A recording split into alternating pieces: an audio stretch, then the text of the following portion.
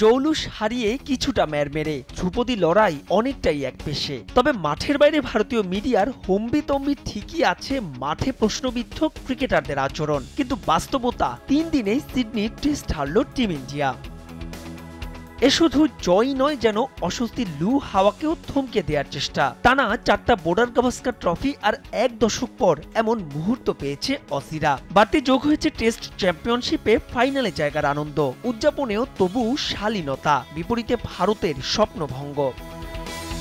গোটা সিরিজ জুড়ে জসপ্রীত বুমরা ছিলেন এক্স ফ্যাক্টর। সেই আনপ্লেয়েবল বুমরা ইনজুরিতে বোলিং করতে পারেননি চতুর্থ ইনিংসে, তাকে হারিয়ে টিম ইন্ডিয়ার নখরদন্তহীন। যদিও চেষ্টা করেছিলেন প্রায় বছরখানেক পর সাদা পোশাকে ফেরা প্রসিদ্ধ কৃষ্ণা আর মোহাম্মদ সিরাজ।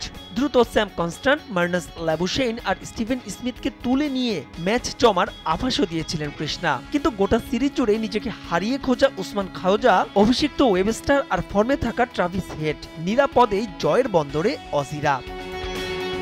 এর আগে স্নিগ্ধ সকালের শুরুর গল্পের পুরোটাই অস্ট্রেলিয়ার। ভারত আগের দিনের 141 রানের সঙ্গে মোটে 16 রান যোগ করতেই শেষ বাকি 4। সিরিজে জশ হ্যাজেলউডের স্থলে খেলা স্কট বোল্যান্ড 45 রানে আবারও নিয়েছেন 6 উইকেট।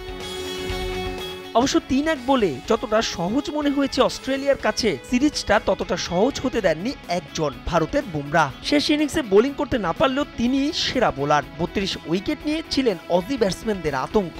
সিরিজ সেরার পুরস্কারও উঠেছে তাই তার হাতেই, তর্কাতীতভাবে ম্যাচ সেরা স্কট বোল্যান্ড।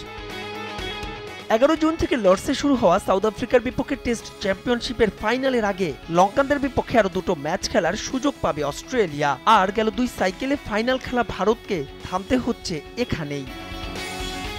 মাহবুব রিমন, সময় সংবাদ।